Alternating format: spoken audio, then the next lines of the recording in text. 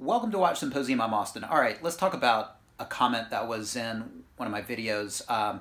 It started out asking for clarification about what I mean by bought and paid for history. Well, I answered that question, but let me just gloss over that really quickly. I'm talking about buying a name and with it the rights to claim its history as your own. And in so doing, you can give the illusion that the stuff you're pumping out has more heritage and history than it really does, when really all that's similar is just the name that you paid for. Now, is it ethical? Probably not. Is it legal? Yes. It's a strategy for building brand image, basically through sort of the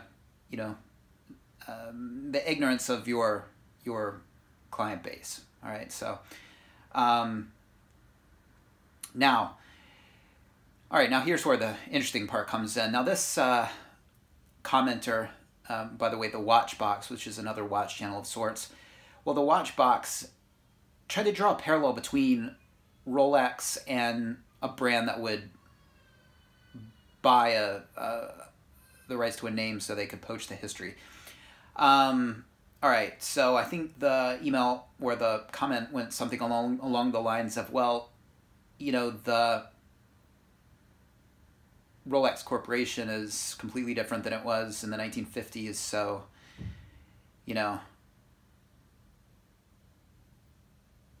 it's a completely different company, and so aren't they just, in a way, cashing in on their history? Well, look, I mean, it's an interesting, idea that it's a completely different company, and I don't agree with that. I think, if you think about it, it was founded by Hans Wilsdorf, and, he passed on the management ownership to somebody who passed it on to somebody who passed it on to somebody who is running the show now. So there's an unbroken line, a connection.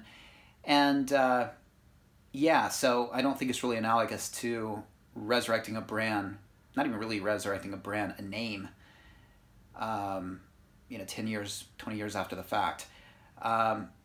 Completely different. I don't know how I could any more clearly express how different that is. Now, does Rolex cash in on its history? Well, does it promote its history? Yeah, I mean, that's what you get to do when you make first, when you make innovations, when you've done what Rolex does. Well, that's one of the benefits.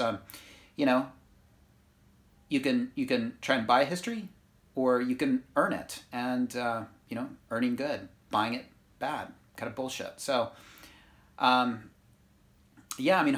that clarifies it. I don't know. What do you guys think? I mean, I don't know. I'm sort of blown away by this, comment.